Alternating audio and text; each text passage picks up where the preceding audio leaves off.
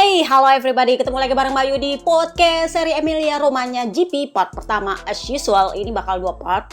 Part pertama mungkin agak pendek, tapi part kedua itu bakal banyak gosipnya, jadi mungkin akan sedikit panjang dan seperti biasa digembok mungkin sehari 2 hari oleh admin akun. Karena kita akan race back to back, jadi as you can expect hari Senin gua harus recording, jadi kita akan membahas 3 pabrikan terbapuk di part pertama ini. Buat member biasa yang nggak bisa jadi komentator pertama, ya karena memang akses untuk 2 jam pertama itu untuk member premium, setelah itu baru member biasa. Jadi ya buat yang nanya kenapa kayak gitu, soalnya biasanya member premium itu dapat fasilitas buat podcast colongan, cuman karena kita ini back to back race, nggak bisa gue colong-colong kaks. Jadinya ya udah, itu adalah fasilitas untuk member premium. Nanti kapan-kapan lagi kalau jeda race-nya agak-agak panjang baru kita nyolong podcast lagi, oke? So, kayaknya sebelum Emilia Romagna gue sempat podcast colongan kayaknya ya. Di situ juga kayaknya gue udah peringatkan buat yang dengerin podcast colongan member premium bahwa kita akan balapan 1 jam lebih cepat untuk seri Misano kedua. Jadi buat yang kaget-kaget kenapa bisa cepetan ya, kayaknya tiap gue posting hasil kualifikasi kayaknya gue udah warning bahwa kita akan race itu lebih cepat 1 jam daripada biasanya di Misano, karena jam balapannya itu bentrok sama F1 Singapura, terutama karena ownernya sama-sama Liberty Media, jadi nggak mau bentrok mereka. F1 diduluankan kak, kenapa? Karena itu adalah orang-orang kaya punya mainan. Jadi karena mereka orang kaya diduluanin. Si MotoGP as usual ngalah. Nah yang paling ngalah siapa? USBK. Jadi Cremona itu ya gitu deh. Padahal kalau dipikir yang Misano 2 adalah race tambahan, tapi ya gitulah.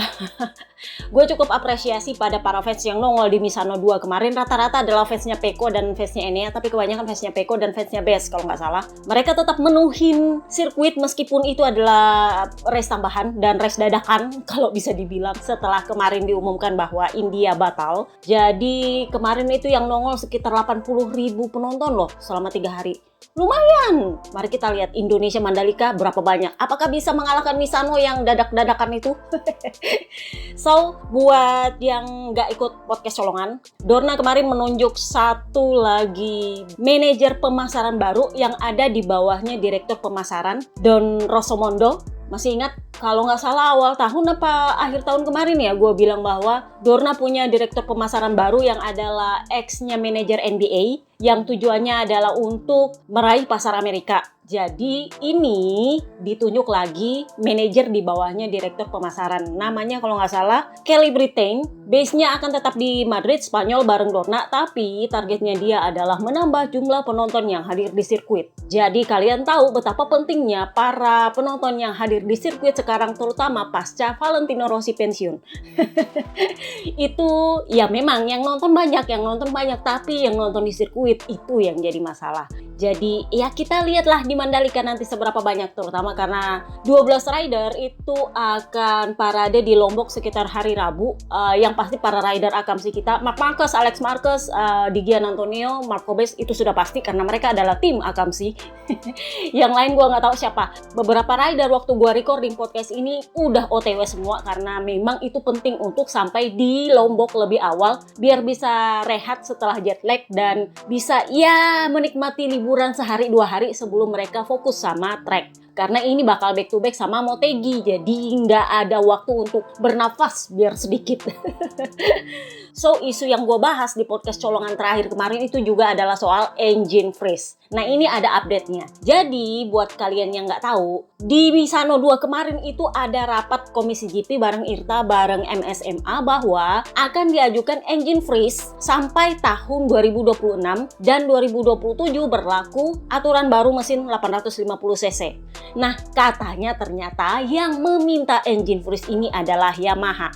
Di saat yang sama, Papi Periling Jarvis di Misano 2 kemarin mengakui bahwa mereka memang sedang mengembangkan mesin V4 untuk M1 Yamaha. Pirtinyi ini idili, apa kabar itu barang? Gue sendiri kemarin sempat ada yang nanya, apa kabar tuh mesin V4? Gue bilang kayaknya nggak ada tanda-tanda deh. Apakah mereka berpikir untuk tetap pakai mesin inline? Karena di tahun 2027 itu memang lebih cocok untuk mesin inline. Karena memang sempat berhembus gosip sepoi-sepoi KTM itu berencana untuk pindah ke mesin inline untuk tahun 2027. Tetapi karena masalah finansial mereka, Stefan Pierer, bosnya itu bilang bahwa kami nggak akan membuang 7 juta euro, gue nggak tahu 7 juta euro apa 7 miliar euro, hanya untuk merubah spesifikasi mesin kami. Gue pikir waktu itu nggak ada hubungan dengan masalah finansial mereka. Nggak lama setelah itu muncullah kabar bahwa mereka mengalami kerugian sekitar 2,5 miliar euro. Jadi, wajar mereka nggak mau ngapa-ngapain dulu sekarang. Nah, Papi Perilin Jarvis bilang, untuk V4 itu sudah dirancang, tapi masih dalam bentuk mesin. Jadi, lagi diuji dalam bentuk prototype motor yang diuji mungkin di wind tunnel lah, apalah. Pokoknya masih dalam lab lah istilahnya. Jadi ditanya, jadi kapan dong kita bisa lihat bentukannya nih barang? Nah, sama Papi Perilin Jarvis bilang gini, sebenarnya ini barang kita tujukan untuk 2027, tetapi karena 2027 masih jauh, tentu saja perlu dipastikan ini proyek berhasil atau enggak. Jadi kami berencana untuk memunculkan ini motor lebih cepat supaya ada masukan dan feedback dari para rider yang mengujinya supaya di tahun 2027 kalau memang proyek ini berhasil itu bisa fix. Karena kami baru akan memakai motor ini untuk balapan bila dia lebih cepat daripada mesin inline kami yang sekarang. Nah, misilinyi idili, mesin inline mereka yang sekarang udah mulai bagus lagi nih. Nah, ternyata mereka lah yang meminta untuk diturunkan aturan engine freeze untuk pabrikan-pabrikan lain. Ducati sih oke-oke aja. Kenapa? Karena Ducati meskipun mesinnya di kancing kiri kanan, mereka itu oke banget dalam hal aerodinamis. Nanti di part 2, kalian akan lihat seberapa banyak update yang dipakai oleh Jorge Martin setelah tes Misano kemarin, itu dia pakai di Misano 2. Jadi yang pakai update terbaru itu adalah para Ducati pabrikan plus Martin. Jadi jangan mempertanyakan kenapa mereka gila-gilaan di track dan kenapa Pecco bisa crash. Jadi buat yang nanya, ya memang Pecco jelek, ya enggak, karena memang update terbaru mereka itu luar biasa bagus. Jadi kalau sampai Pecco itu sampai leletnya minta ampun, itu memang yang salah adalah bannya. Gak mungkin yang salah motornya, karena mereka memang dapat spesifikasi yang sama, update yang sama setelah tes Misano. Nah, yang komplain sebenarnya siapa? Aprilia. Jadi Aprilia bilang gini, Papi Perivola nih bilang, kami sebenarnya nggak masalah dengan engine freeze, terutama karena memang Yamaha itu sedang mengembangkan mesin V4. Tetapi tolong ini diberlakukan hanya untuk kasus bila para pemegang kelas D, karena kan Yamaha sama Honda di kelas D nih, kelas konsesi kak. Dan mereka tahu bahwa Yamaha sedang berkembang sekarang, lagi bagus, lagi peningkatan, sedang membaik. Sementara mesin V4-nya ini kalau memang bagus, itu jelas akan membuat mereka menang. Jadi menurutnya Papi Perivola, oke, kalau memang Yamaha mau, selama mereka masih di kelas konsesi, oke, mereka nggak akan kena engine freeze. Yang kena engine freeze berarti KTM, Aprilia, Ducati. Ducati kan di kelas A, nggak bisa diganggu-gugat. Kelas B masih kosong. Kelas C ya isinya KTM dan Aprilia. Jadi Papi Perivola bilang, kalau memang ternyata pengembangan mesin V4 ini berhasil dan mereka akhirnya pindah kelas dari kelas D ke kelas C, artinya mereka harus kena engine freeze. No matter what. Nggak bisa dong mereka menggunakan mesin V4 ketika mereka sudah pindah kelas konsesi. Nggak boleh begitu, Kak. Jadi menurutnya Papi Perivola harus fair. Intinya adalah mereka boleh mengembangkan mesin mereka, mau pakai inline, kayak mau pakai V4, kayak mau pakai apa, terserah selama mereka masih di kelas konsesi. Kalau mereka sudah pindah kelas ke kelas C, no. Mereka harus kena engine freeze juga. Terserah mau di 2025 kayak mau 2026 kayak pokoknya kayak gitu modelnya. Gua nggak tahu apakah di tahun 2027 aturan konsesi akan berubah, let's see. Karena memang itu kan sudah masanya mesin 850 cc. Belum tahu juga apakah BMW akan masuk atau enggak. Belum tahu juga apakah KTM masih di sana atau enggak. Sorry to say KTM. Sejauh ini belum ada kabar apakah mereka sepakat atau enggak soal engine freeze ini. Kan udah gue bilang itu perlu kesepakatan seluruh pabrikan. Sepertinya enggak sepakat, Kak. Ducati sih oke-oke aja, tapi KTM dan Aprilia itu masalahnya. Di podcast colongan kemarin gue bilang Ducati enggak akan masalah. Kenapa? Karena selama ada si Genius, Papi Peri Gigi di sana, ditambah dengan bantuan dari Lenovo itu menyediakan satu komputer khusus untuk Ducati yang mana mereka itu bisa memasukkan datanya dan itu data langsung diolah di Cina pakai artificial intelligence. Itulah kenapa mereka kalau bikin aero satu kali bikin itu langsung berhasil. karena mereka pintar ngolah datanya. Dan ini yang nggak didapatkan oleh para pabrikan lain. Ya mungkin mereka perlu kerjasama dengan Lenovo atau kerjasama dengan perusahaan komputer lain gitu, nggak ngerti. Tapi itu keuntungan yang mereka dapat dari Lenovo. Lenovo kasih mereka satu komputer yang online, servernya langsung ke Cina. Begitu masuk datanya diolah langsung sama AI-nya Cina, dan itu langsung selesai. Jadi kalau mereka bikin part, itu biasanya langsung berhasil. Jarang-jarang jadi part yang gagal.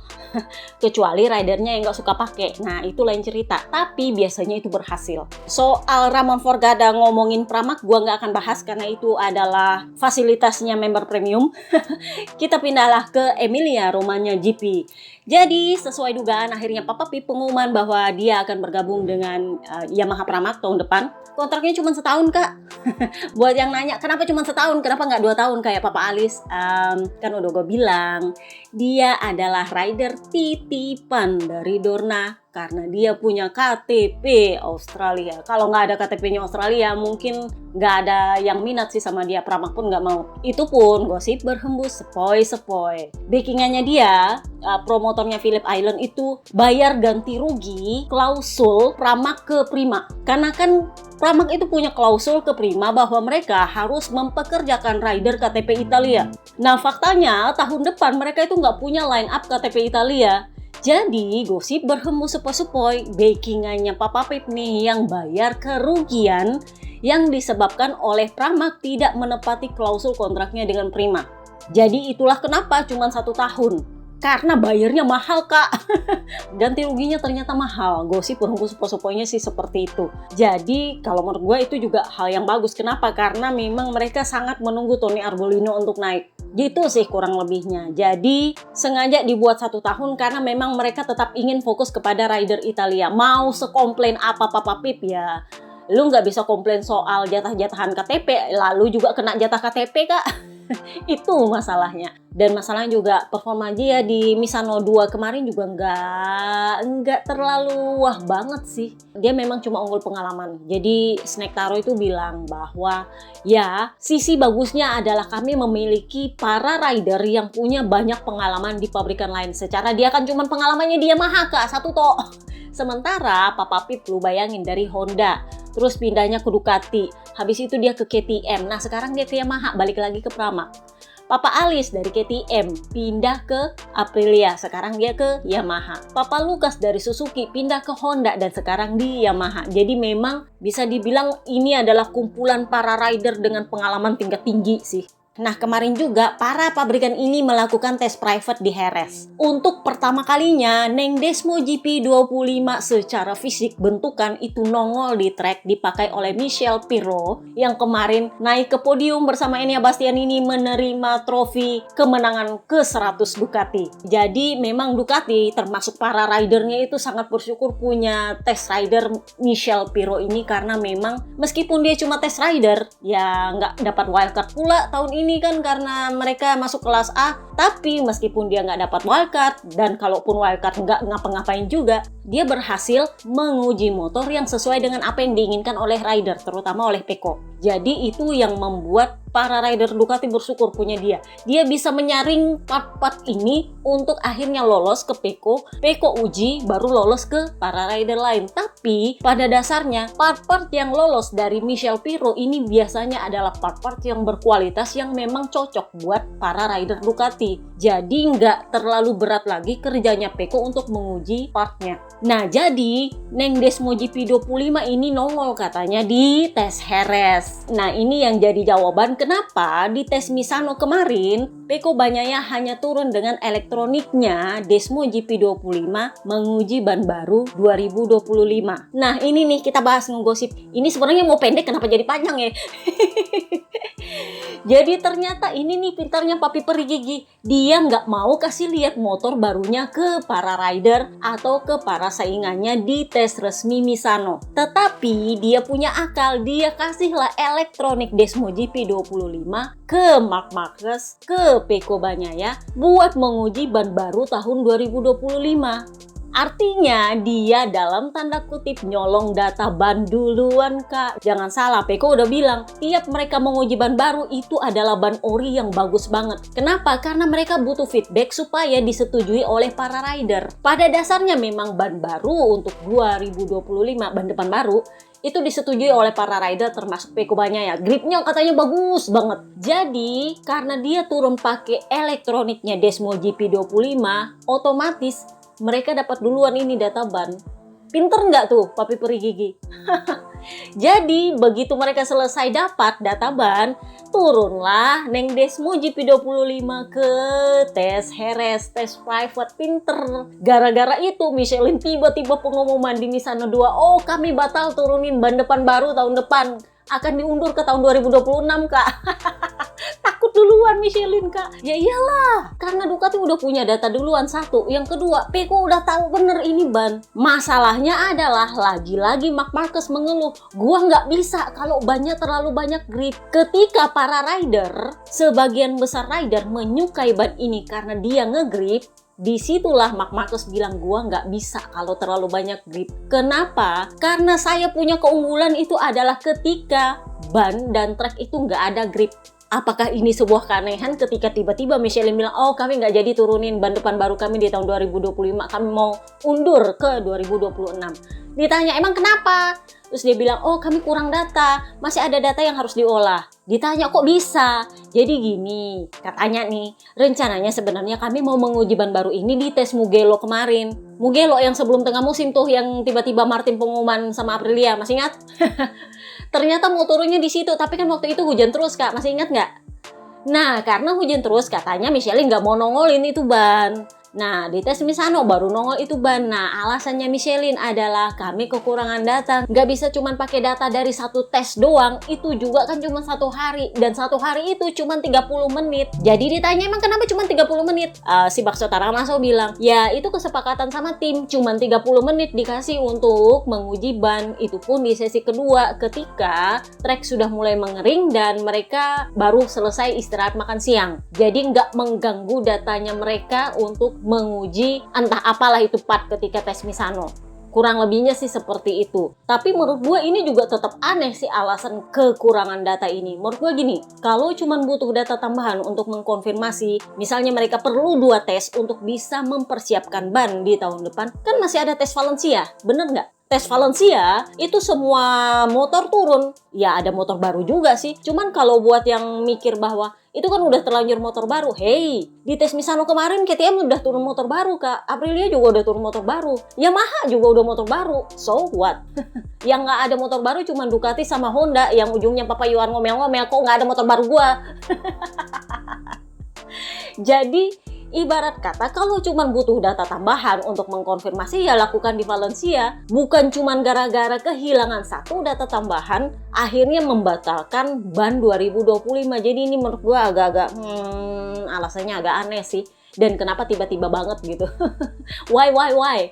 Kenapa nggak ketika tes Mugello gagal, kan mereka secara otomatis tahu bahwa oh kita cuma bisa punya 1 tes lagi untuk bisa mengkonfirmasi bahwa ini bisa dilaksanakan atau enggak.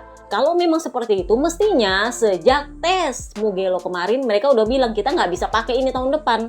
Tapi kami akan mengambil data di tes Misano. Kenapa setelah tes Misano, setelah rider memuji-muji, bahkan setelah tes Misano juga, Piero Taramaso bilang, oh ya kami mendapat feedback bagus dari para rider dan kami cukup optimis dengan ban ini. Ujuk-ujuk di Misano 2 dia bilang batal, Kak. Aneh nggak?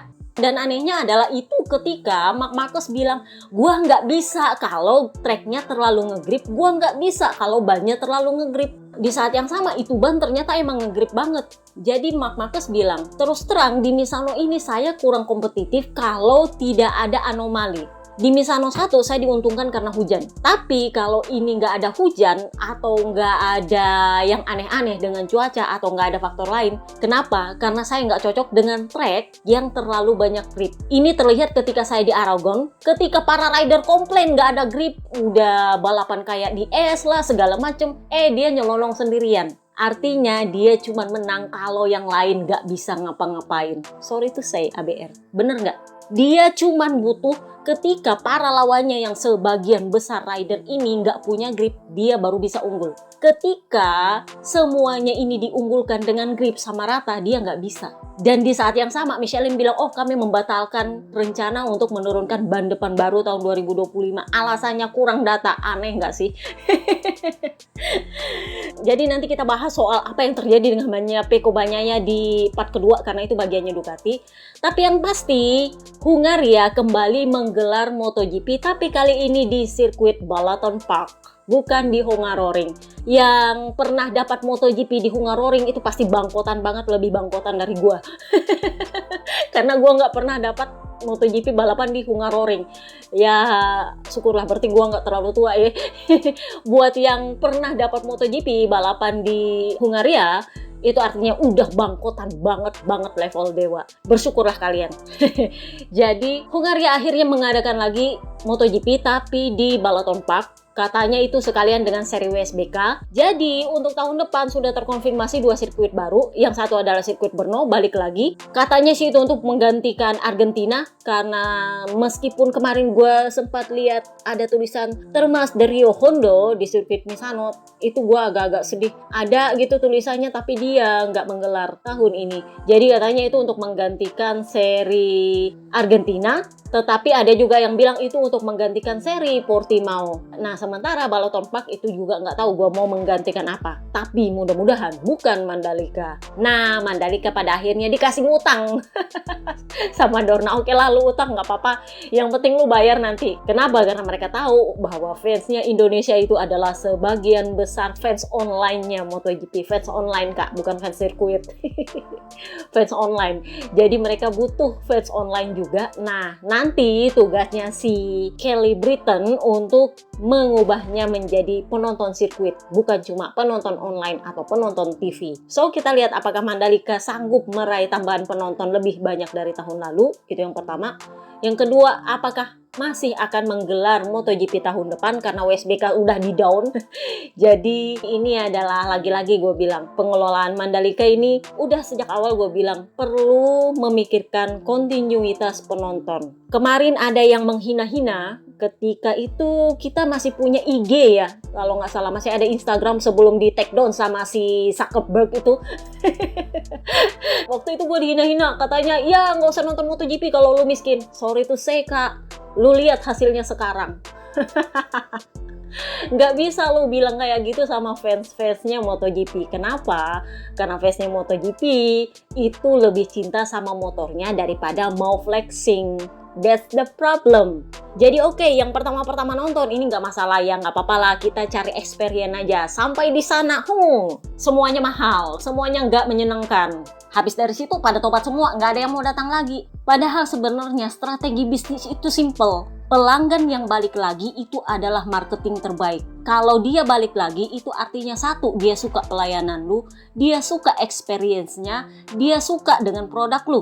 Tapi kalau mereka nggak balik lagi, justru itu jadi marketing buruk bahwa oh di sana mahal, oh di sana nggak terlalu bagus, oh di sana ini, di sana itu. Apalagi kalau lu itu memperlakukan kami seolah-olah kami nggak pernah nonton di sirkuit, Kak. Yang udah pernah nonton di Buriram, yang pernah nonton di Sepang, itu tahu experience di sana seperti apa. Dan sorry to say, udah gue bilang, oke lah kalau mau Buriram itu memang sama mahalnya, tapi lu kesana sekalian jalan-jalan. Nah sementara kalau Sepang, aduh lu jauh banget Kak. Pelayanannya udah beda, experience-nya beda, dan ditambah lagi harganya juga beda. Kemudahan fasilitas beda, kemudahan akomodasi beda. Jadi sorry to say Kak, pada akhirnya kan apa yang gue bilang dulu-dulu itu terbukti benar. Bungkus kuaci gue mah biasanya adalah kebenaran yang tertunda. Pada akhirnya kan sekarang ngerasain kan, sulit untuk cari penonton, ditambah lagi sorry to say, tim marketingnya gimana sih? Kan udah gue bilang dari kemarin-kemarin, lu guide komunitas MotoGP, bukan lu guide komunitas motor. Komunitasnya MotoGP itu untuk memasarkan lu punya tiket. Kalau lu menggaidnya komunitas motor yang mahal-mahal, yang buat flexing, ya susah. Emang itu laku, tapi nggak banyak. Karena yang flexing itu duitnya seberapa banyak. Nah sementara kalau lu kerjasama dengan fanpage, sudahlah fanpage-nya Valentino Rossi, fanpage-nya Marc Marquez aja lah. Itu mestinya gampang buat jual tiket. Kenapa? Karena umurnya para fansnya Marc Marquez sekarang ya mestinya umur-umur udah mapan. Tapi kalau memang menurut lu itu nggak mapan ya gue maklum juga sih. Agak susah. Yang paling mapan memang para fansnya Valentino Rossi, sorry to say. Jadi ya memang agak susah kalau lu jelek-jelekan Valentino Rossi dan orang jadi mikir ngapain gue nongol. Tapi untungnya Pertamina punya tim kan, tim VR46. Itu yang gue pikir kenapa promosinya nggak bagus, why. Apakah karena sekarang royalty host dipindahin ke provinsi NTB sehingga MGPA dan ITDC lepas tangan untuk promosi atau gimana, gue nggak ngerti. Pemerintah NTB juga, sorry tuh saya, mungkin karena mereka juga nggak punya pengalaman soal promosi, akhirnya semoga yang gue dengar itu salah bahwa ada dalam tanda kutip keharusan untuk para penonton lokal untuk membeli tiketnya atau gimana, gue nggak ngerti. Semoga itu salah ya. Karena menurut gue sebenarnya itu gampang kalau lu promosinya bagus, koneksinya ke fanpage bagus. Karena komunitas motornya Indonesia, terutama komunitas fanpage itu lebih berharga untuk kontinuitas penonton daripada lu kerjasama sama yang kelompok-kelompok motor yang kerjanya cuma flexing. Sorry to say, memang lu bisa ngabisin tiket VIP sama mereka, tapi untuk menuhin grandstand, lu perlu fanpage di sana. Sorry to say, inilah yang dilakukan oleh fanpage-nya Peko untuk menuhin Misano 2 kemarin. Itu rata-rata fansnya Peko sama fansnya Enea dan fansnya VR46 team. Jadi meskipun itu adalah race dadakan yang keputusannya tiba-tiba, itu berhasil mengumpulkan para fans loh. Fanpage dan fanbase itu sangat penting untuk lu promosi, alih-alih daripada lu bilang yang miskin minggir. Sorry to say, MotoGP bukan tempatnya lu flexing. F1 mungkin bisa lu flexing, tapi MotoGP no. Lu sangat perlu untuk menuhin grandstand di sana. So kita pindahlah ke perkara Valentino Rossi bilang bahwa Marc Marquez adalah rider terkotor yang dia pernah kenal. Jadi kalau kalian baca di blog kan udah gue bilang ini jadi bensin buat Misano 2. Untungnya, gue nggak bisa bilang untungnya juga sih, ada hikmahnya lah. Meninggalnya mendiang Luca Salvadori itu membuat tensi turun drastis. Kenapa? Karena membu seorang rider ketika rider Italia meninggal dunia beberapa hari sebelumnya itu sangat tidak menghormati sama sekali. Jadi memang gue berduka cita untuk meninggalnya Luca Salvadori. Itu rider katanya baik banget katanya. Saking baiknya itu banyak yang kehilangan banget, terutama karena dia adalah rider Ducati. Dan saat ini sebenarnya dia itu sedang rebutan gelar Thousand International Trophy kalau nggak salah. Jadi itu adalah balapan road race di lokal Eropa sana. Dan dia memang sedang dalam perebutan gelar itu. Jadi pesaingnya dia, rider pesaing dia dan tim pesaing dia itu dengan ikhlas memberikan gelar Jurdun kepada dia. Jadi mereka memutuskan untuk nggak balapan di 2 race selanjutnya untuk memastikan bahwa gelar itu diberikan kepada Luca Salvadori. Meskipun ya orangnya udah meninggal, sudah mendiang, ibarat kata gelar Anumerta. Di saat yang sama, tim dan rider yang mengisi klasemen 3, jadi kan klasemen 2 udah bilang gua nggak mau balapan supaya gelar ini dikasih ke Luca Salvadori. Nah sementara yang mengisi P3 ini bilang kami akan tetap balapan untuk menghormati Luca Salvadori, tetapi di saat yang sama ketika poin itu sudah melebihi klasemen kedua, kami akan berhenti. Jadi tujuannya mereka adalah balapan untuk dapat posisi 2 klasemen, tapi tidak akan melewati poin dari posisi 2 klasemen. Kurang lebihnya gitu, karena mereka cuma mau ngincar P2 klasemen, bukan ngambil P1 klasemen yang ingin dipastikan itu akan jadi punyanya Luca Salvadori. Kurang lebihnya sih seperti itu. Kemarin keluarga membuat pengumuman bahwa almarhum akan dimakamkan tanggal 25 hari Rabu di Milan kalau nggak salah, dan itu bisa dipastikan para rider Ducati meskipun mereka pengen pergi nggak bisa. Karena hari Rabu itu rider harus sudah semua ada di Lombok. Yang ikut parade maupun gak ikut parade harus sudah di Lombok, terutama Rabu sore. Karena hari Kamis kan udah konferensi pers, udah track walk, jadi nggak bisa kemana-mana. Dan sebenarnya kalau mereka pikir kalau bisa batal, ya bisa batal, lebih bagus. Cuman kondisinya adalah klasemen lagi tegang-tegang banget. Setiap race akan sangat berarti. Jadi di saat yang sama mereka bilang, ya udahlah kita kelompok aja. Karena ini sangat penting untuk klasemen, terutama ini menjelang akhir musim. Nah, gara-gara kata-katanya yang bebek Valentino Rossi kemarin di podcastnya yang bilang bahwa Marc Marquez adalah rider terkotor yang pernah saya kenal, terutama karena dia bawa-bawa Alzamora, mantan manajernya Marc Marquez. Untungnya adalah Marc Marquez memutuskan untuk nggak meladeni. Jadi dia bilang, sejujurnya saya berterima kasih kepada Pecco Bagnaia karena ketika saya melihat ulang tayangan di podium, ternyata dia yang menenangkan fans ini untuk berhenti ngebu dia. Kan udah gue bilang sebenarnya itu bukan fansnya Valentino Rossi, itu fansnya Pecco sebenarnya. Kenapa? Karena kalau itu fansnya Valentino Rossi, mereka nggak akan mau didiemin sama Pecco. Beda level, Kak. Itu adalah fansnya Pecco. Jadi Pecco yang nyuruh mereka berhenti dan mereka mingkem. Kenapa? Karena udah gue bilang itu perkaranya Pecco, bukan perkaranya Vale. Karena Pecco kan kemarin itu nggak maksimal untuk balapan di Misano 1 gara-gara adiknya Marc Marquez yang ngelindes Pecco, akhirnya ya bahunya cedera. Jadi ya memang nggak relevan dengan Valentino Rossi. Cuman karena media pemuja Marc Marquez dan para fansnya itu blunder lagi bawa-bawa Valentino Rossi, orang nggak kenapa-kenapa, nggak ngapa-ngapain, dibawa-bawa, itu yang dimanfaatkan oleh podcaster untuk nanyain lagi ke Valentino Rossi soal 2015. Padahal sebenarnya kalau mereka nggak bawa-bawa itu mungkin nggak akan ditanya, Kak.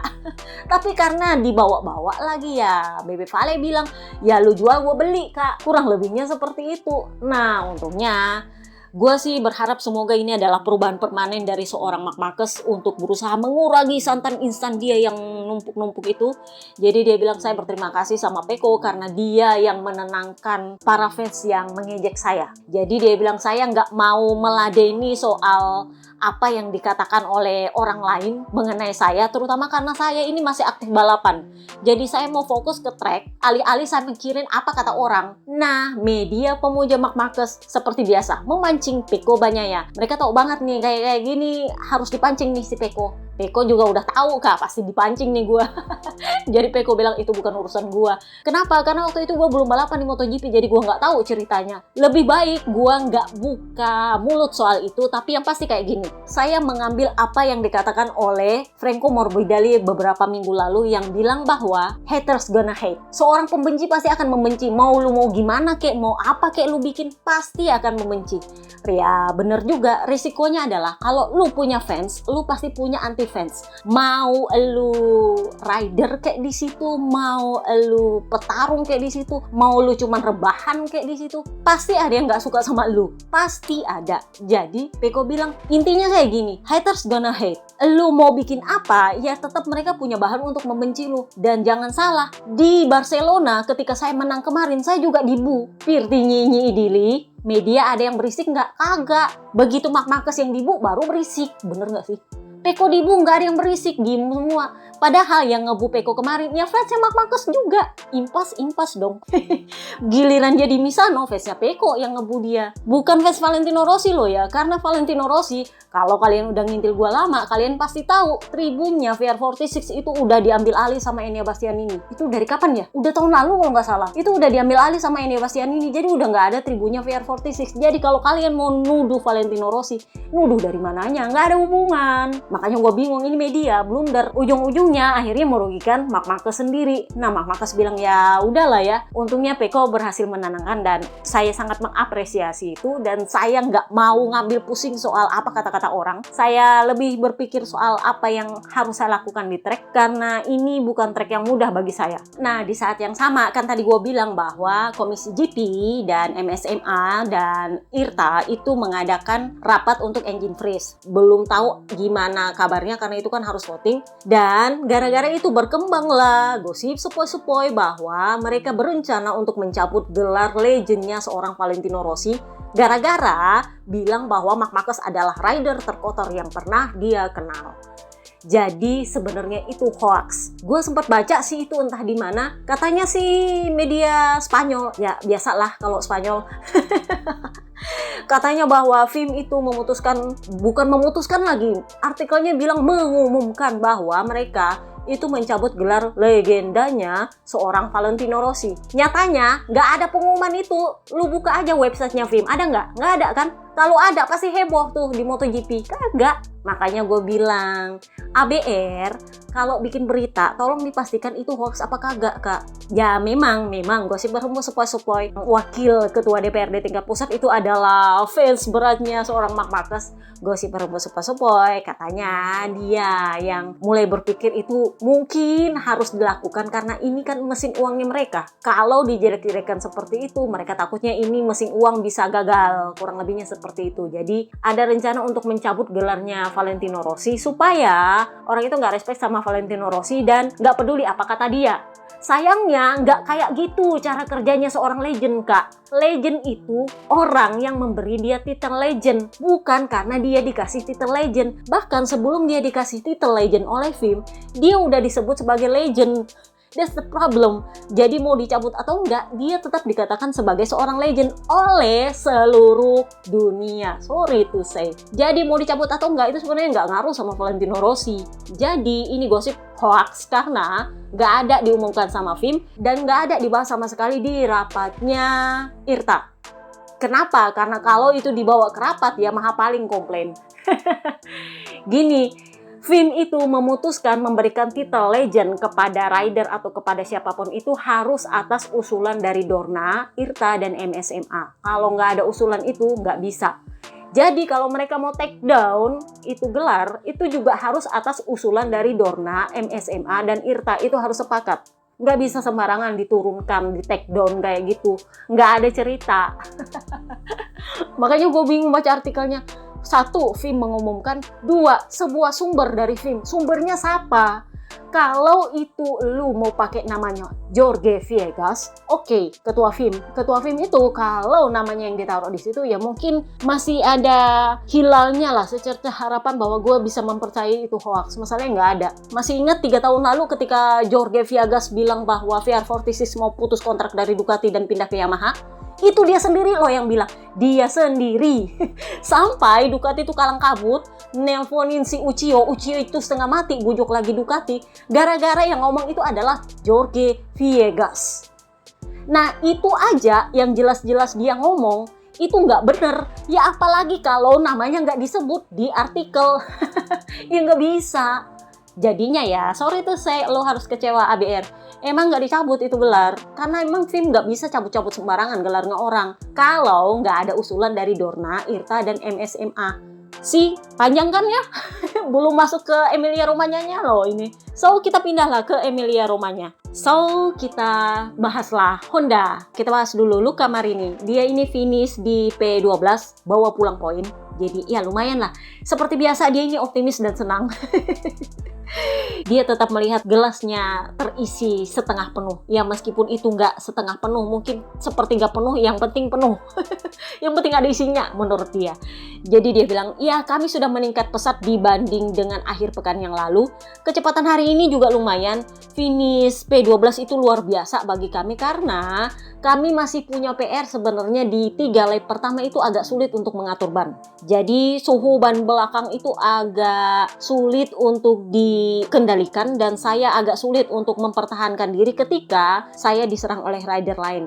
Jadi kita akan melihat apakah masalah ini bisa diatasi dengan suhu panas di Mandalika, kan lu tau lah Mandalika kan panas. Jadi mereka berpikir bahwa mungkin itu gara-gara suhu di Misano. Kan Misano 2 kemarin itu suhunya lebih dingin daripada Misano 1. Ya memang Misano 1 itu memang waktu race hujan. Tetapi sepanjang akhir pekan suhunya itu lebih hangat. Nah sementara di Misano 2 itu suhunya lebih dingin bahkan tanpa hujan. Jadi katanya Luca Marini, kita lihat apakah masalah ini bisa hilang ketika kita udah pindah ke Mandalika atau ke Asia di mana itu kondisinya lebih panas. Kecuali Motegi. Motegi dan Phillip Island itu hujan, dingin, dan segala macamnya. Nggak bisa ditebak. Buriram ya tergantung pawang hujannya. Kalau pawang hujannya juga war kayak kemarin ya lu lihat-lihat aja lah. Kadang hujan, kadang terik, nggak jelas kalau Buriram karena memang di situ lebih heboh daripada Mandalika punya pawang hujan. Jadi ada yang datangin hujan, ada yang ngusirin hujan, ya nggak jelas lah, adu kuat. Sementara kalau di Lombok ya kita lihat apakah masih pakai pawang hujan lagi atau enggak. Gua rasa enggak sih, kecuali kalau hujannya udah memang mengkhawatirkan kayak yang kemarin pertama kali gelar. Nah itu emang mengkhawatirkan sih kalau menurut gue. Nah, back to Luca Marini. Dia ditanya nih soal manuvernya Enea Bastianini ke Jorge Martin. Udah gue bilang, bagi para VR46, manuver sapu jagat itu adalah manuver kotor. Kenapa? Karena itu adalah manuvernya Marc Marquez. Itu adalah manuver yang sebenarnya salah dan licik dan kotor, tapi karena RD selalu mengizinkan dan gak pernah kasih penalti, jadi dianggap lumrah. Dan itu yang membuat Marc Marquez dan para rider yang kebiasaan sapu jagat ini lebih bebas untuk melakukan manuver mereka. Sementara para rider lain yang punya nurani berpikir bahwa oh enggak, itu satu berbahaya, kedua itu enggak clean. Jadi memang mereka selalu berusaha untuk kalau menyalip itu usahakan clean pass. Nah ditanya lah Luca Marini, menurut lo? Jadi Luca Marini bilang, masih ingat nggak dia tahun lalu sempat ribut sama Enea Bastianini? Gara-gara itu juga kan? Jadi Luca Marini bilang, ya secara jujur saya mengatakan bahwa memaksa rider lain untuk keluar trek itu bukanlah hal yang benar. Kenapa? Karena rider lain itu berisiko crash. Dia cuma punya dua pilihan. Kalau dia nggak crash, lawan dia itu nggak dapat penalti. Kalau dia crash, lawannya memang dapat penalti, tapi dia nggak dapat apa-apa. Jadi itu sebenarnya adalah hal yang nggak masuk di akal. Karena bagaimanapun itu tetap akan menguntungkan rider yang bikin manuver. Jadi ibarat kata, kalau Jorge Martin crash, Enea pasti kena penalti. Tapi meskipun Enea kena penalti, Jorge Martin nggak dapat apa-apa karena dia DNF. Bener nggak? Ya sama dengan Pecco Bagnaia jadinya, bener? Tapi kalau Martin berusaha untuk tetap di track, kembali lagi ke track, Enea Bastianini nggak akan kena penalti karena itu akan dianggap insiden biasa karena Marc Marquez biasa bikin hal yang sama, nggak akan kena penalti. Terutama karena mereka cuma duel berdua dan nggak ada yang kehilangan posisi. Jadi menurutnya Luca Marini, ya saya mengerti, Enea Bastianini memang sangat ingin menang. Dan itu adalah lap terakhir, di mana mungkin itu adalah satu-satunya kesempatan dia untuk bisa menyalip Jorge Martin. Dan di saat yang sama itu juga lebih baik untuk Pecco Bagnaia. Jadi saya juga senang sih untuk Pecco untuk hal itu. Dia sempat ngekek, jadi dia bilang ya untuk Pecco ya saya senang karena pada akhirnya selisih gap itu berhasil diperkecil karena Enea yang menang bukan Martin. Karena kalau Martin yang menang pasti gapnya jadi lebih besar lagi, jadi 29 poin kan. Jadi saya senang untuk Pecco Bagnaia karena Enea itu dalam tanda kutip berhasil menolong dia untuk memperkecil selisih gap poin. Tapi pandangan saya soal manuver itu tidak berubah. Itu adalah hal yang tidak masuk akal. Kenapa? Karena mau bagaimanapun modelnya, yang diuntungkan tetap yang punya manuver. Jadi kalau ini tidak dapat sanksi, rider lain pasti akan terus melakukan ini hingga akhir musim.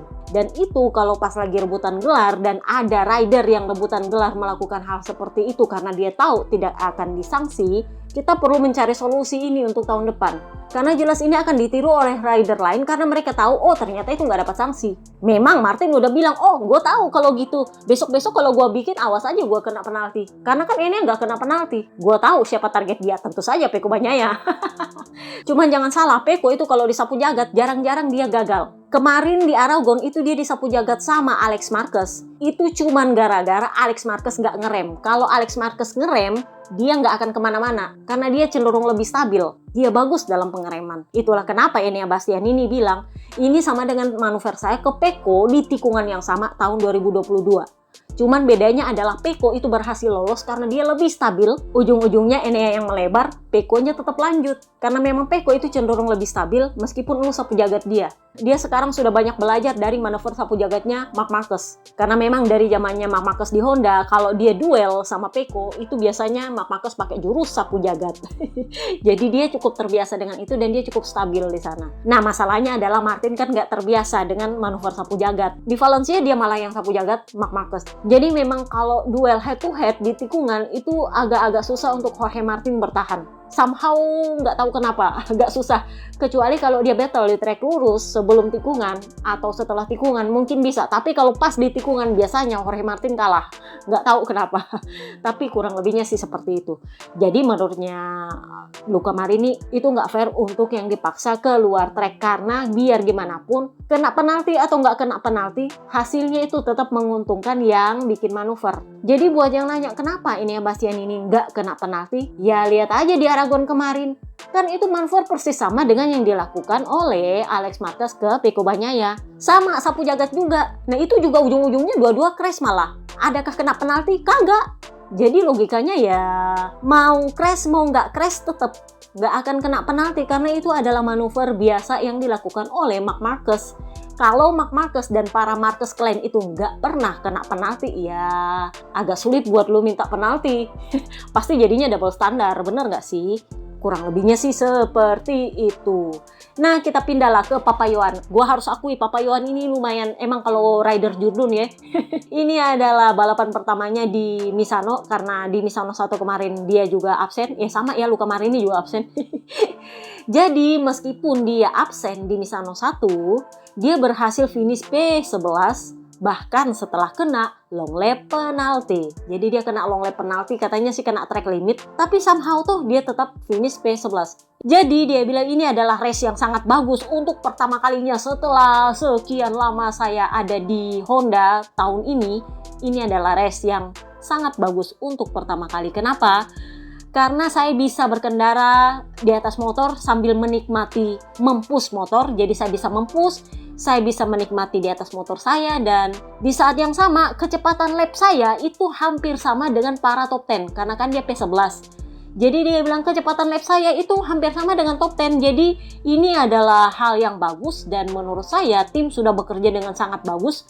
Dan pada akhirnya kami ingin ini bisa terkonfirmasi di seri Asia nanti. Jadi ya menurut saya ini adalah peningkatan yang sangat pesat setelah kita melihat dari mana kita berasal. Udah banyak masalah banget di Misano 1 kemarin. Ditambah dengan di tes Misano dia ngedumel kiri kanan, nggak ada motor baru. Tapi pada akhirnya di Misano 2 dia berhasil finish P11. Di catatan waktu juga nggak beda jauh sama top 10. Jadi menurut dia not bad buat dia. Karena memang kondisi track juga normal kan. Ya meskipun lebih dingin ya semuanya juga merasakan hal yang sama, dingin semua. Tapi mereka pada finish semua empat-empatnya. Bener nggak? Lu bandingin dengan KTM yang cuma finish 2 ekor. Jadi menurut mereka ini adalah hal yang bagus. Nah, kita pindahlah ke LCR.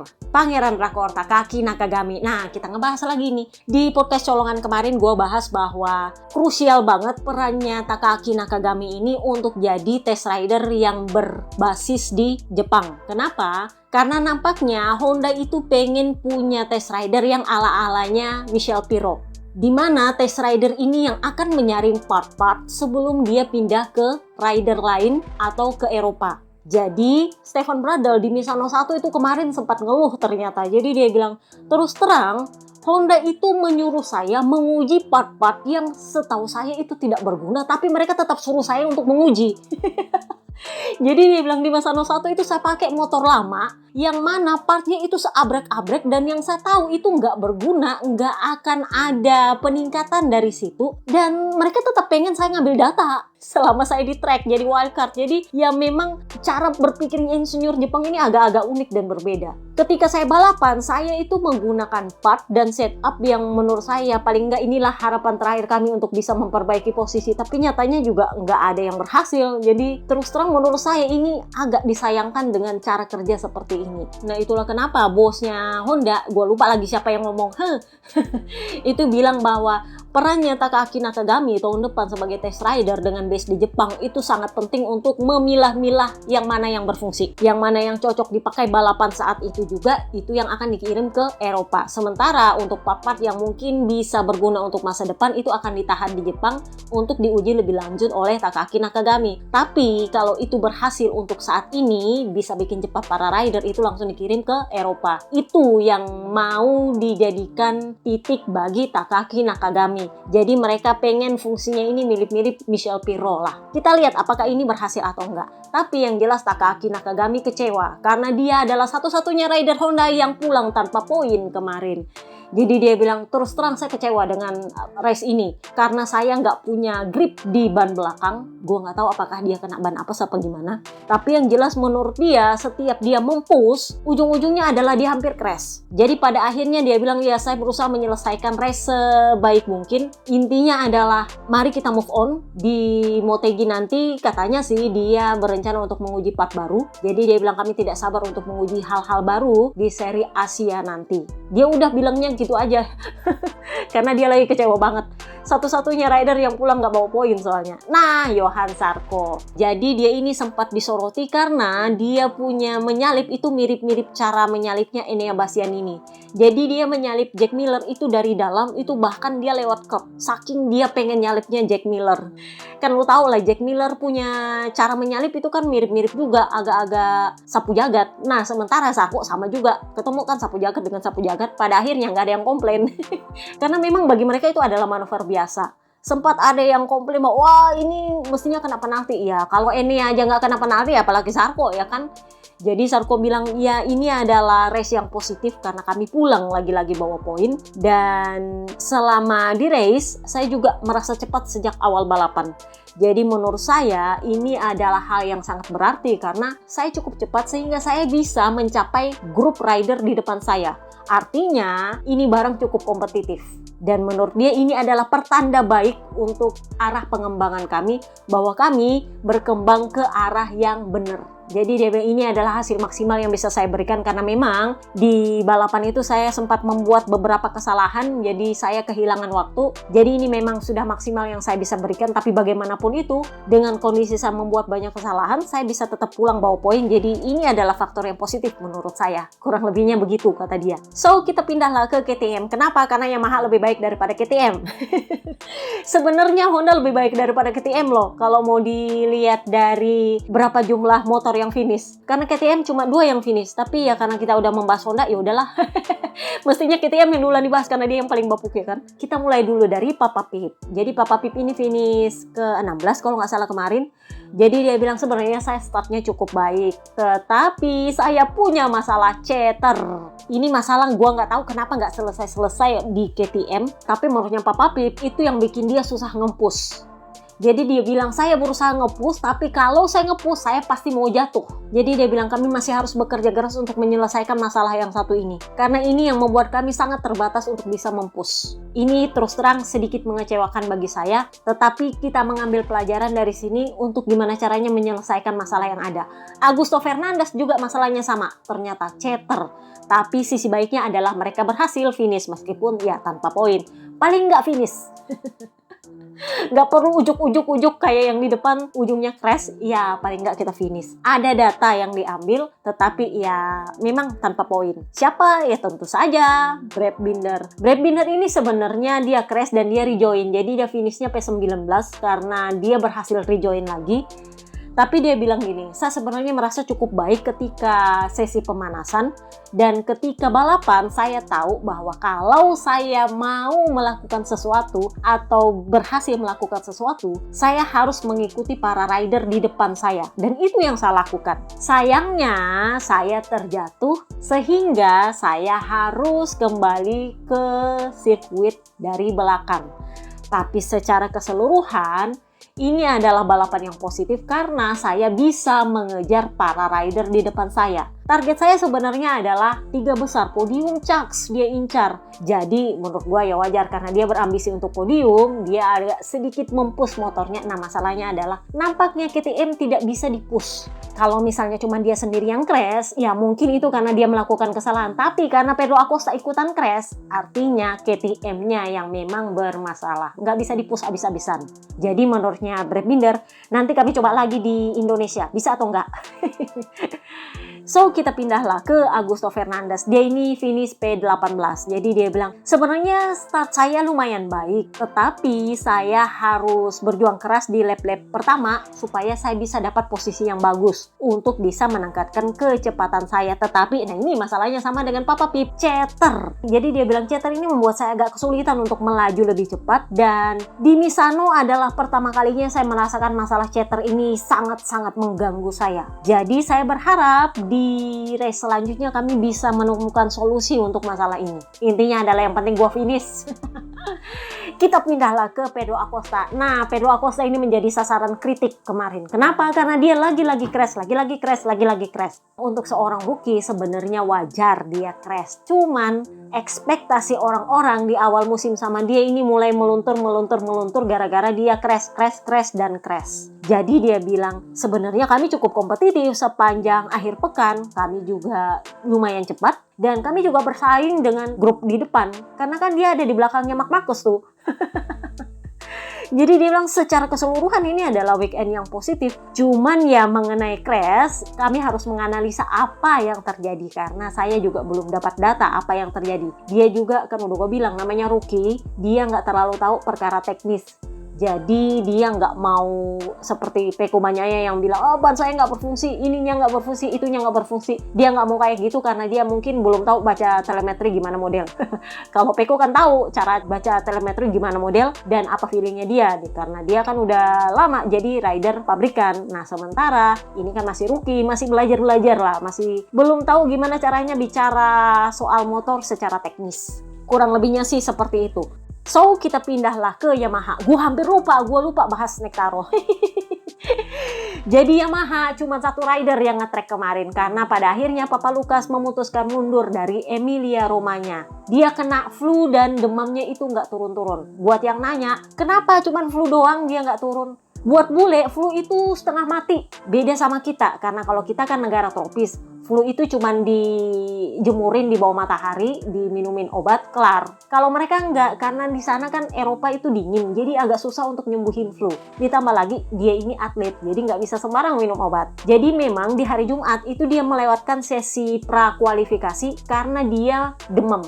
Jadi dia sudah demam semalaman, pagi-pagi dia nge-track, tapi ternyata demamnya naik. Karena ya you know lah, lu di dalam helm dan helm itu panas, perasaannya nggak enak mungkin ya. Akhirnya dia melewatkan sesi pra-kualifikasi. Di sesi latihan bebas kedua, dia ngetes cuma 13 lap. Ada ABR tuh yang nanya, emang kenapa harus 13 lap? Kenapa nggak 6 lap, 7 lap gitu, terus lu berhenti supaya lu bisa ikut kualifikasi? Sebenarnya dia itu lagi dalam reviewnya dokter. Jadi oleh Yamaha dibilang, lu coba dulu 13 lap karena itu adalah jumlah lap di sprint race. Kalau feeling lu oke dengan kondisi lu lagi sakit sekarang, lagi demam gak jelas ini, kalau lu berhasil survive dan lu merasa baik-baik saja setelah 13 lap, oke, kita lanjut kualifikasi dan kita ikut sprint race. Kalau enggak ya mending jangan. Itulah kenapa dia nge-tracknya 13 lap. Karena dia harus mengerti kondisi dia, kalau flu-nya ini nggak membaik, kalau demamnya ini nggak membaik, bisa nggak gue survive 13 lap? Kalau gue bisa survive 13 lap, kalau gue baik-baik saja setelah 13 lap, oke, gue ikut kualifikasi. Paling enggak gue ada usaha lah, karena gue pingin ikut sprint race. Sayangnya setelah 13 lap, dia malah makin panas, makin demam. Ditambah lagi dia bersin-bersin katanya, flu-nya makin berat. Jadi akhirnya dia memutuskan mundur dari Emilia Romagna GP. Hari Minggu dia ada di pedok tapi ya cuman kasih support, nggak bisa nge-track. Yang nge-track cuman siapa? Tentu saja Snektaro. Snektaro ini berhasil membuktikan bahwa Yamaha membaik. Kenapa? Karena di sesi kualifikasi dia berhasil masuk di top 5. Jadi dia masuk pedok itu dengan sumringah luar biasa. Top 5 apa top 4 ya? Itu sumringah luar biasa karena untuk pertama kalinya dia lolos Q2 di sesi prakualifikasi. Dan di sesi kualifikasi dia lolos di P5. Lu bayangin dengan motor yang sebapuk itu, inline sendirian, dia berhasil cepat. Jadi dia bilang ini adalah peluang yang bagus dan ini menunjukkan bahwa kerja keras para insinyur dan para teknisi ini berbuah, ada hasilnya. Terutama karena dia pakai aerodinamis baru dan mesin baru yang dia uji di tes Misano kemarin dan itu menurut dia lumayan bagus peningkatannya. Oh ya, Honda juga ternyata pakai aero baru dan itu gosipnya yang bikin mereka lumayan cepat kemarin. Lu kemarin nih yang bilang, aero ini lumayan bagus bagi saya. Karena memang ya di tes Misano kemarin kan Luca bilang bahwa aeronya bagus. Itu yang mereka pakai dan ternyata memang terbukti itu bagus. Jadi Snektaro bilang, oh ini mesinnya bagus, aeronya bagus dan kita berhasil membuat peningkatan. Sayangnya, tahu nggak apa yang bikin sial dia? Bensin habis kak, bensin habis. Itu mah bukan salah ridernya, bukan salah motornya, salahnya siapa? Teknisi. Jadi dia bilang bensin saya habis, itu sangat disayangkan karena di lap terakhir itu selisihnya dengan Morbidelli itu 1 detik di belakang saya. Tapi ya karena bensin habis ya udahlah kak. Jadi kalau kalian nonton race-nya, itu komentator tuh sampai kaget loh, kok bisa Snektaro finishnya di P7 bukan P5. karena ternyata memang habis bensin. Jadi dia bilang ya terlepas dari itu saya berbesar hati bahwa di akhir pekan ini kami berhasil lebih cepat dan hampir cepat dengan para rider di depan ya. Memang Martin, Pecco, Enea itu another level lah. Tapi pada akhirnya kami berhasil bersaing dengan para rider lain di depan kami. Jadi ini adalah sebuah titik maju untuk kami bahwa kami punya pengembangan sudah mulai ada kelihatan. Kurang lebihnya seperti itu. Nah dia ditanya lah dengan mesin V4. Jadi dia bilang, sejujurnya itu yang membuat saya bertahan di Yamaha. Karena Yamaha berjanji akan mengembangkan mesin V4 dan memang mereka sedang mengembangkan mesin V4. Tapi kalau kalian tanya di mana dan kapan itu motor akan nongol, saya juga nggak tahu karena terus terang saya nggak terlalu punya perhatian ke sana karena sejauh ini saya ingin fokus dengan mesin yang ada sekarang. Katanya Papi Peri Jarvis, mungkin pertengahan tahun depan kita sudah bisa melihat bentukannya itu mesin V4 tapi bukan di weekend race, mungkin di test private dulu diuji oleh para rider. Kalau memang katanya lebih cepat dari mesin inline di tes private, baru dicoba untuk balapan, katanya gitu. Snectaro bilang saya mengucapkan terima kasih kepada tim atas kerja keras mereka karena ini adalah ketiga kalinya kami meraih poin di sprint race. Karena sprint race itu adalah patokan dia untuk menentukan apakah motor ini cukup cepat atau enggak. Itu yang pertama. Dan kedua, baru di balapan panjang karena dia pengen motor yang cepat. Buat yang nanya kenapa harus mesin V4, ya karena memang Snectaro yang minta kan dari kemarin-kemarin dia minta mesin V4. Kenapa? Karena cuma Yamaha yang punya mesin inline dan menurut dia mesin inline-nya M1 itu sudah maksimal banget. Sementara menurutnya Papi Perilin Jarvis itu masih bisa dikembangkan. Tapi ya karena Snectaro minta dikembangkan mesin V4, nah gara-gara itulah akhirnya Yamaha memutuskan oke, kita kembangkan mesin V4. Tapi apakah mesin V4 ini lebih berhasil daripada mesin inline? Kita lihat. Menurut gua memang butuh waktu, mungkin setahun 2 tahun, ya mungkin tahun 2027 udah siap kali ya. Let's see. Nah dia juga sempat ditanya soal manuvernya Enea Bastianini ke Jorge Martin. Tahu nggak dia bilang apa? Simple. Dia bilang itu cuma menyalip biasa. Jadi menurut dia itu bukan hal yang perlu diributkan karena ini satu last lap. Emang kalau menurut gue, kalau udah Jordan ya emang beda mental mungkin ya. Karena dia juga emang udah biasa digituin. Pecco juga udah biasa digituin. Dan pelaku utamanya adalah Marc Marquez yang lebih biasa lagi. Jadi itu bukan hal yang perlu diributkan. Cuman ya memang Marc Marquez meributkan masalahnya adalah track limitnya. Jadi kemarin itu ketahuan bahwa setelah melakukan manuvernya, Enea Bastianini itu keluar track. Jadi sempat menyentuh garis hijau dan logikanya kalau mau ikut track limit itu mestinya kena penalti, turun satu posisi. Karena di balapan Moto2 itu Dani Holgado itu kena turun satu posisi gara-gara track limit. Tapi waktu itu dia nggak ada kontak. Ini sama dengan ketika gua nggak tahu di seri mana tahun ini si Fermin Aldegar itu kalau nggak salah dia kontak sama Ai Ogura atau sama siapa ya, gue lupa. Pokoknya itu juga last lap dan dia sempat nyentuh green area. Itu dia nggak kena track limit karena dia itu kena green area setelah kontak. Itulah kenapa Enea Bastianini menurut gue nggak dikasih penalti oleh RD karena itu adalah akibat setelah kontak. Karena Fermin Aldegar gue lupa di Silverstone apa di Mugello apa di mana itu dia sempat battle sama Ai Ogura, gue lupa lah sama siapa gitu di last lap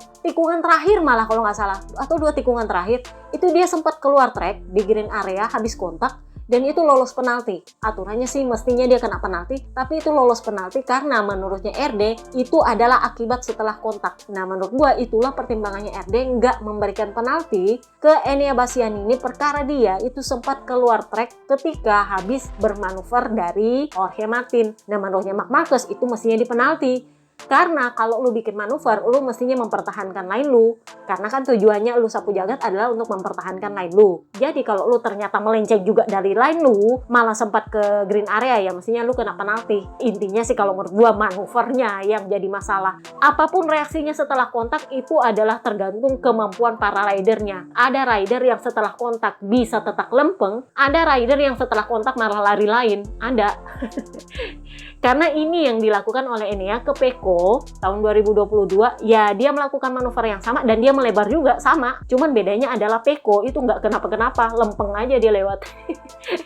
Jadi nggak ada penalti waktu itu. Nah itulah kenapa Enea bilang, ya saya tahu saya nggak akan kena penalti karena saya melakukan manuver yang sama ke Pecco Bagnaia 2 tahun lalu. Bedanya adalah saya keluar track waktu itu melencengnya jauh banget. Nah sementara ini saya berusaha untuk gimana caranya tetap ada di track. Cuman ya tetap kena track limit. Jadi ya ini adalah buah simalakama, tapi menurut gue itu dasarnya adalah ketika mereka nggak memberikan penalti ke Vermaelen Aldegar beberapa waktu lalu ketika Vermaelen Aldegar keluar track pasca kontak. Kurang lebihnya sih seperti itu.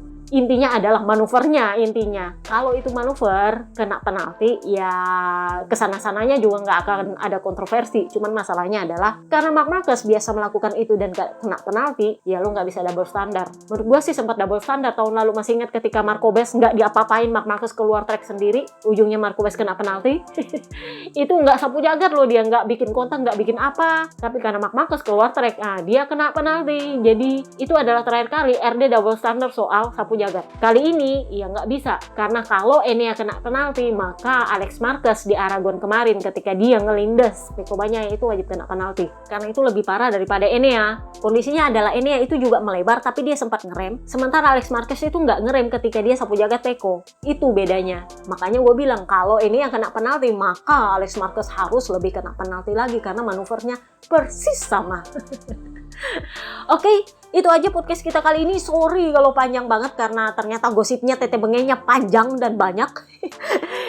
Di part 2 pasti lebih panjang lagi. Jadi member premium kalian akan menikmati fasilitas mendapat akses lebih duluan. Untuk member biasa mungkin hari Kamis atau hari Jumat pagi kali ya baru buka gembok. Tergantung admin akun lah ya. Oke, see you next part guys. Bye bye.